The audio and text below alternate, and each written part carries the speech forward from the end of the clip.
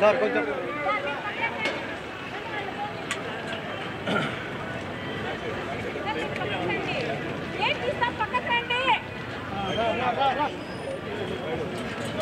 కడప నియోజకవర్గానికి ఎన్డీఏ కూటమి కడప నియోజకవర్గానికి ఎన్డీఏ కూటమి అభ్యర్థిగా ఈరోజు నేను నామినేషన్ దాఖలు చేయడం జరిగింది.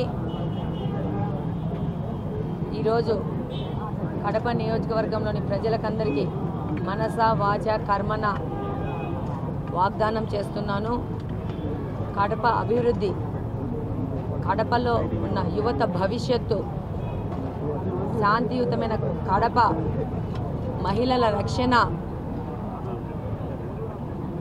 మౌలిక సదుపాయాల్లో ముఖ్యంగా కడప మంచినీటి సమస్య,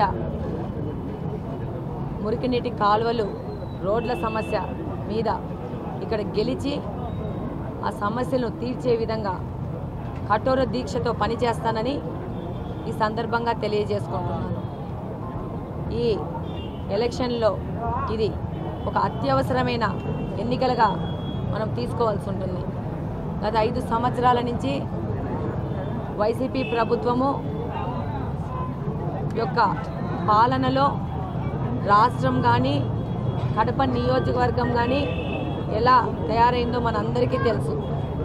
విపరీతమైన భూ ఆక్రమణలు, అవినీతి అక్రమాలు, గాంజా, యువతకి ఉద్యోగాలు లేవు, ఏ విధమైన సంపద సృష్టి లేదు, ఏ విధమైన కంపెనీలు వచ్చే పరిస్థితి లేదు, ఫ్యాక్టరీలు వచ్చే పరిస్థితి లేదు, ఆర్థిక వ్యవస్థ మొత్తం చిన్నాభిన్నమైపోయింది. కాబట్టి ఈసారి ప్రజలు కానీ మేము కానీ ఒక అత్యవసరమైన ఎన్నికలుగా వీటిని తీసుకొని వీటిలో ఈసారి తెలుగుదేశం పార్టీ ఎన్డీఏ కూటమిని విజయవంతంగా గెలిపించి మళ్ళా రాష్ట్రాన్ని సరైన మార్గంలో పెట్టే విధంగా మేమందరము కష్టపడి పని చేస్తామని సందర్భంగా తెలియజేసుకుంటున్నాం. తప్పకుండా కడప నియోజకవర్గంలో తెలుగుదేశం పార్టీ గెలుస్తుంది.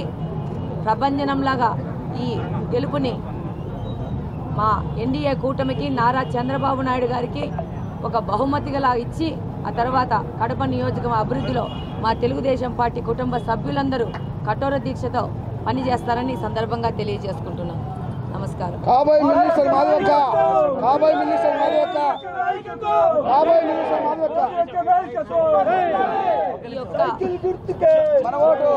ఈ యొక్క మా ప్రయాణంలో జనసేన, భారతీయ జనతా పార్టీ, తెలుగుదేశం పార్టీ అందరము ఏకమై ఇంకా బలవంతులమై ప్రయాణం చేసి కడప నియోజకవర్గాన్ని ఒక అభివృద్ధి పదంలో తీసుకుపోయే విధంగా మేము పనిచేస్తామని ఈ సందర్భంగా తెలియజేస్తున్నాం, వాగ్దానం కూడా చేస్తున్నాం.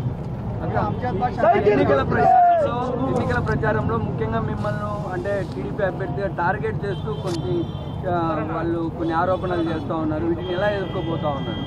ఏం ఆరోపణలు చేస్తున్నారు?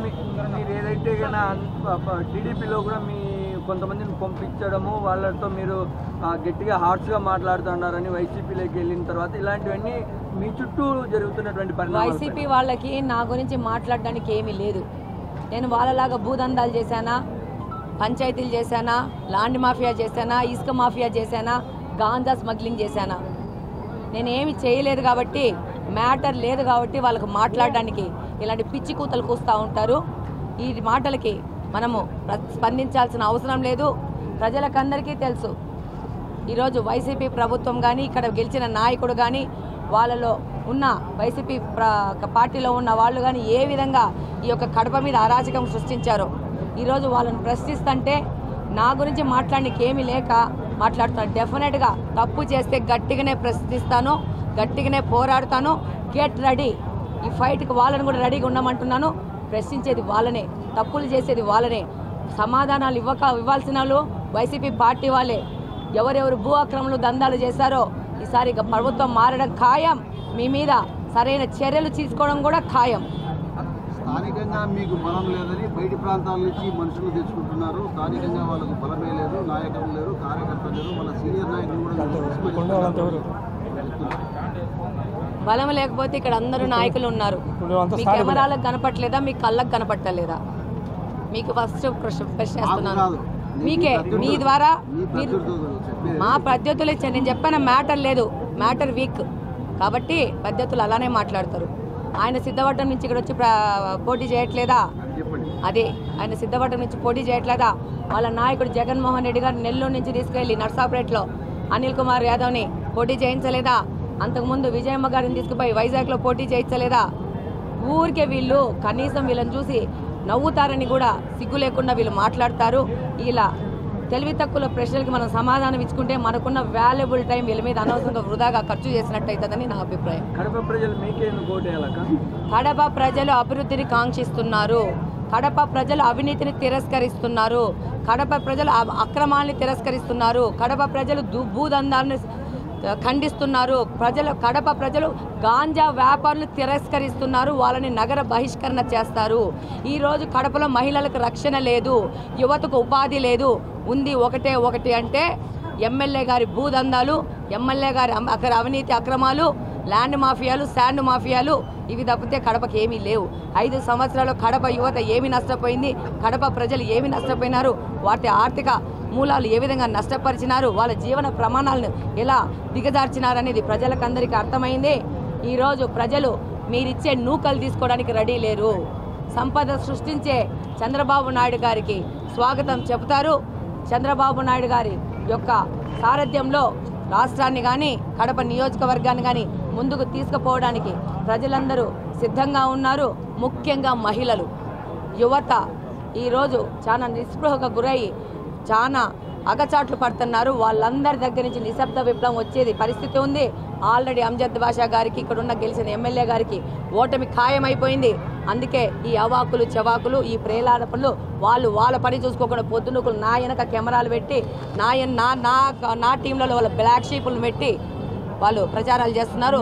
ఈరోజు వాళ్ళ ప్రచార మార్గాలను మీరు గమనిస్తే, మేము పాట రిలీజ్ చేస్తే నా వీడియోకి సేమ్ టు సేమ్ క్యాపీ క్యాట్ అంతే, ఏమీ లేదు. నేను టీ బంకులకు పోతే నా వెనక టీ బంకులు. 5 ఏళ్ల నుంచి నీకు టీ బంకులు లేవా?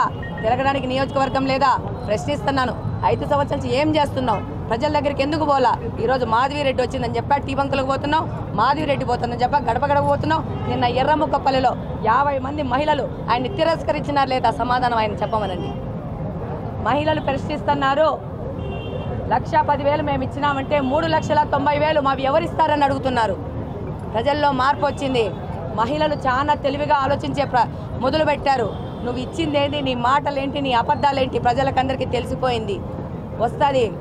రేపు మే 13వ తేదీ ఎలక్షన్లో 2 బటన్లు నొక్కడం జరుగుతుంది. ఈ అవినీతి అక్రమార్కులందరినీ తరిమి కొట్టడం జరుగుతుంది.